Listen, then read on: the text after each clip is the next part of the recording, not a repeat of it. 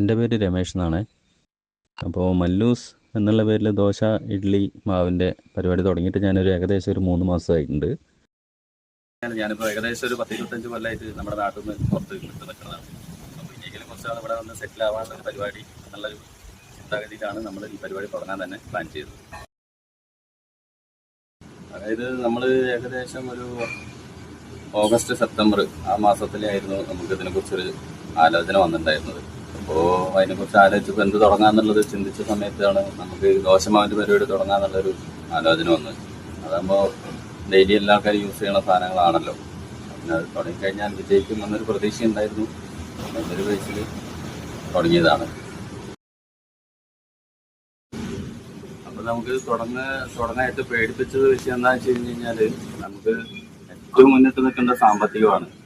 പിന്നെ നമ്മൾ സാമ്പത്തിക ബുദ്ധിമുട്ടാണ് ഏറ്റവും കൂടുതൽ പേടിപ്പിച്ചിരുന്നത്. പിന്നെ എന്താ വെച്ച് കഴിഞ്ഞാൽ ഒരു പരിപാടി തുടങ്ങുന്ന സമയത്ത് നിത്യോപയോഗ സാധനം ആവണം, ഇത് സെയിലാവോ എന്നുള്ളൊരു ടെൻഷനൊക്കെ ഉണ്ടായിരുന്നു.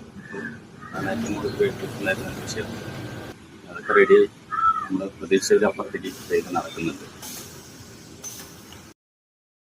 ഏറ്റവും കൂടുതൽ സഹായിച്ചിട്ടുള്ളത് ആരാന്ന് വെച്ച് കഴിഞ്ഞാൽ ഒന്നാമത് നമുക്ക് സാമ്പത്തിക ബുദ്ധിമുട്ടും കാര്യങ്ങളും ഇതിനുള്ള ഉപദേശങ്ങളൊക്കെ തന്നിട്ടുള്ളത് നമ്മുടെ വ്യവസായ ഓഫീസിൽ ബിജു സാറും bank manager Grameen bank Thathamangalam മേട്ടിപ്പാളയത്തുള്ള ഗ്രാമീൺ ബാങ്കിലത്തെ മാനേജറുണ്ട് വിനീഷ് സാർ.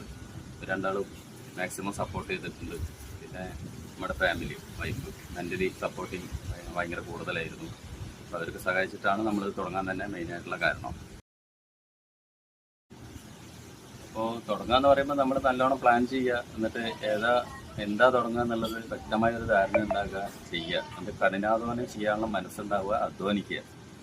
അപ്പോൾ ഇതിപ്പോൾ ഞാൻ തുടങ്ങിയ പോലെ എന്തെങ്കിലും ഒരു പരിപാടി തുടങ്ങുകയാണെന്നുണ്ടെന്നുണ്ടെങ്കിൽ സാമ്പത്തികമായിട്ടുള്ള ബുദ്ധിമുട്ടും കാര്യങ്ങളും ഉണ്ടെന്നുണ്ടെന്നുണ്ടെങ്കിൽ PMFMI സ്കീം വഴി ചെയ്യുക. അതിന് വ്യവസായ ഓഫീസായിട്ട് കോൺടാക്ട് ചെയ്യുക. അത് കഴിഞ്ഞിട്ട് ബാങ്കായിട്ടുള്ള കാര്യങ്ങളൊക്കെ അവർ ഡീറ്റെയിൽ കറക്റ്റായിട്ട് പറഞ്ഞു തരും.